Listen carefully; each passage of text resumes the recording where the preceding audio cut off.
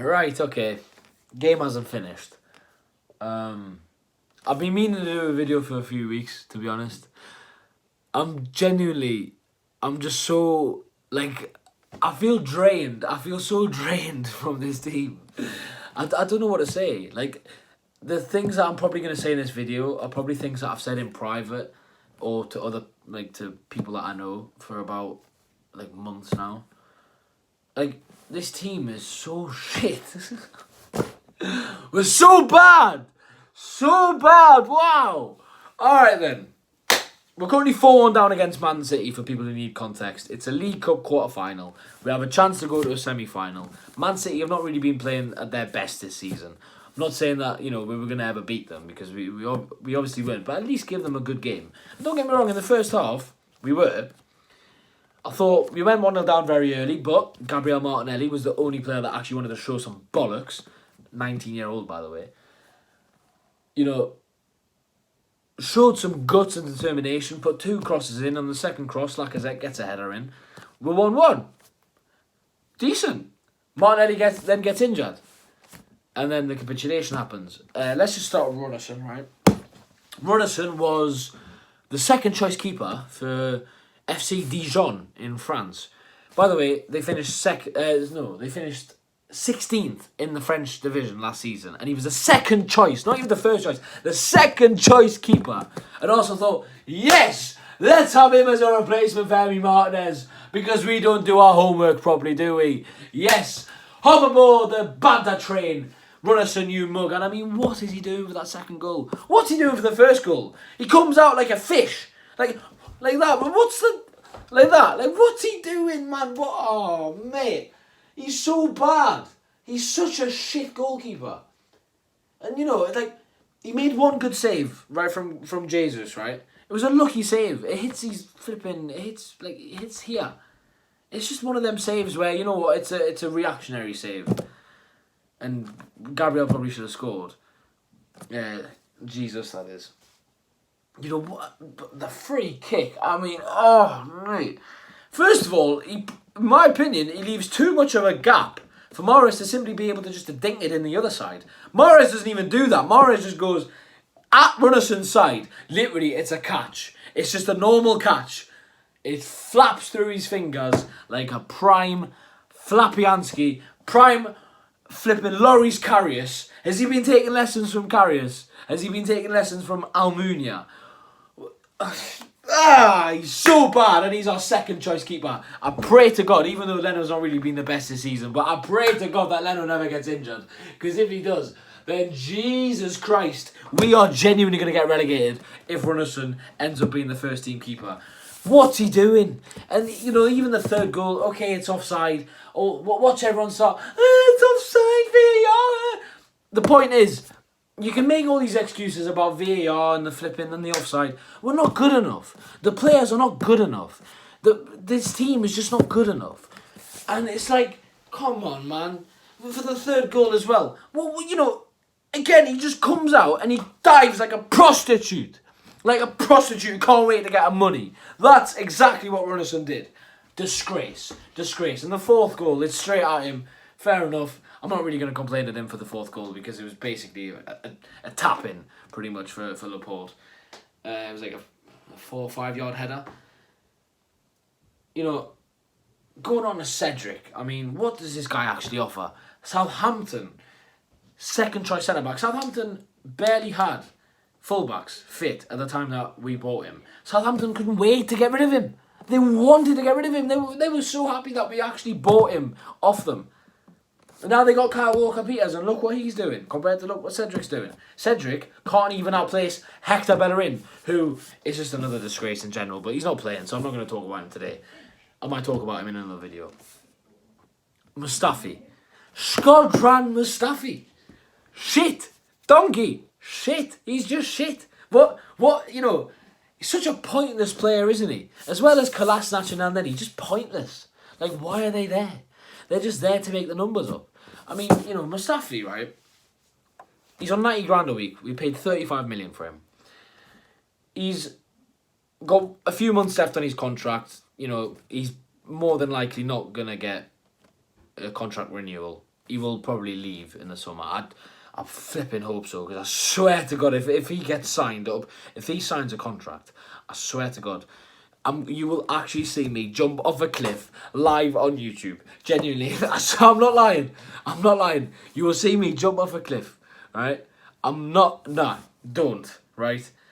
The point is, we've got William Saliba. He's a young guy. We spent 30 million on him. 30 million is, it's a big price for a centre-back who is as young as Saliba is. I think Saliba's only 18, 19. Why didn't you play him? Why not stick him in? Mustafi, there's no point in playing Mustafi. Mustafi's not gonna be here. Why not try and start Saliba in now? Integrate him, put him in the squad now. It's just a piss take, man. Don't get me wrong, I am behind Mikel Arteta. To some degree, I am genuinely behind him, because I do think that the group of players that he's got are just absolute... Oh, they're just terrible. Shit. And, it's one of them where I have to question him on this. Why is he starting Mustafi? Why is he starting Kolasinac? Why is he starting... right. We went from having Vieira and Petit, Fabregas, Flamini, I'd say Fabregas and Gilberto near the end of Gilberto's time at Arsenal. We had Song and Arteta, Cazorla and Coquelin. Now we have El Neni and Ceballos. El Neni and Ceballos. I don't actually think... I genuinely think that is probably the worst midfield pairing in the Premier League. Can anyone name me a worse midfield pairing? Can they?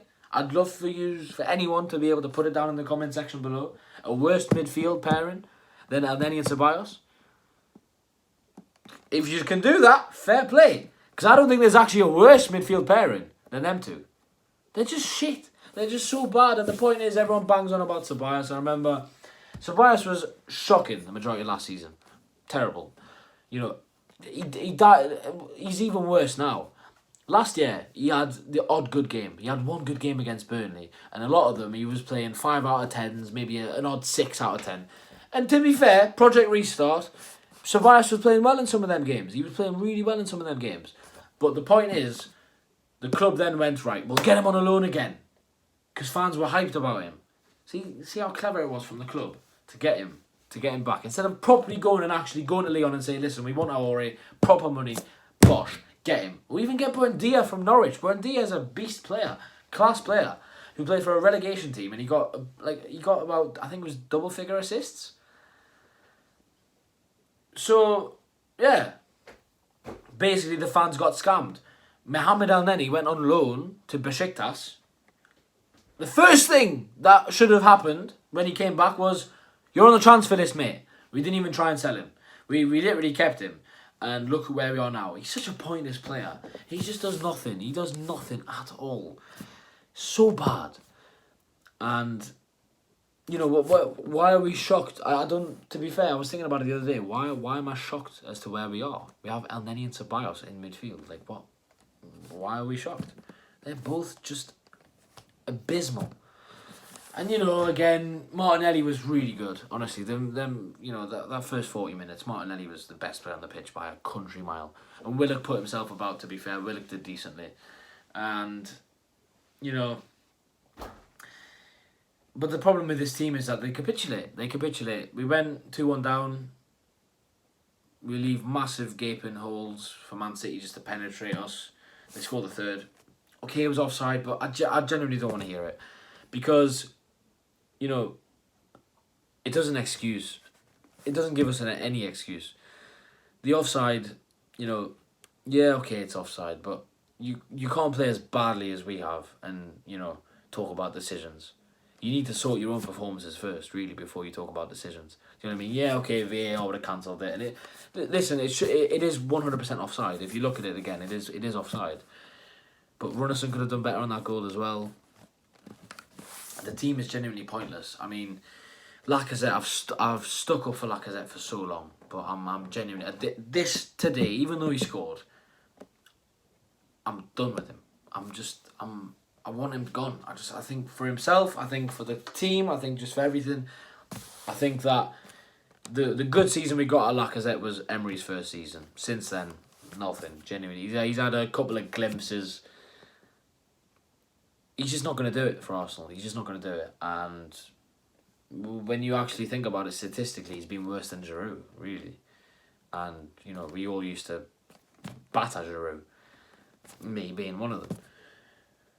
You know, I mean, Pepe as well, it's really hard to stick up for Pepe sometimes. I mean, Pepe's been alright in the Europa League, don't get me wrong, but I don't know. He's come on, and I don't think he's done anything. The problem is we don't play Pepe correctly. Do you know what I mean? We expect Pepe to dribble past 7 players and score. That's what we expect when we give him the ball. It's like, okay, dribble. You're basically at right back. Dribble all the way from there and score. That's what we basically expect of Pepe, and that's the problem. You know, I am behind Arteta, but I genuinely don't see him being able to last if we lose on Saturday against Chelsea, and it is a massive possibility that we will lose against Chelsea on Saturday. I don't think we'll get anything out of that game. I think we'll get battered. I think Chelsea will just roll up, and I think they'll just take their chances. I think, yeah. I just think, I don't know. It's one of them where it is what it is. I'm still behind Arteta because I think the players are the problem. And you know what? I give Arteta the Chelsea game to really maybe turn something around. Because you're all gonna laugh at me when I say this, but Brighton and West Brom are 6-pointers, by the way, lads. Don't get it mistaken. Brighton and West Brom are 6-pointers, both of them. We need to win them games because they're close to us. They're both they're next to us basically. Brighton and West Brom. We used to think, right, okay, you know what? Let's see what Chelsea do this weekend, or let's see what Man United do this weekend. But we're now thinking, oh, if Burnley win, then that means they're 1 point behind us. If Fulham win, then that means they're a couple of points behind us. What has this club come to? What has it come to? What has it come to? For God's sake, man. It's just stressful being a fan of this club. And it really hurts. It kills me, man. It kills me watching this. Because, you know, I've loved football all my life, and it genuinely feels, I don't know if it's this year, maybe because of COVID, or maybe just because there's no fans, but it genuinely feels as if to me that football has become less of like a fan sport, or less of like a fan, less of an experience for the fans. It's just more like, it's just become a business now. It's become a business. I don't know. Maybe I'm just saying this because I'm in the heat of the moment, and because we're in a very bad run, but you know, we haven't won for a while in the league as well. But I don't know what to think. It's genuinely comes to the point where I'm close to tears sometimes. I'm genuinely close to tears. And, you know, I'm laughing, right? But I'd rather laugh than cry. But I don't know where we go from here. I don't know where we go. Listen, I'm going to end the video there because I'm going to end up waffling even more. It's just popped up that it's full time. So I want to thank everyone who has gotten to this point in the video. Big up yourselves. New things will be coming up to the channel, don't get me wrong. I haven't really been active, and I do apologise for that. New things I will be adding new things, don't get me wrong. Next year I will be uploading a lot more. New things will be added as well. So I want to big up everyone who's watched the video. Like, subscribe, and peace.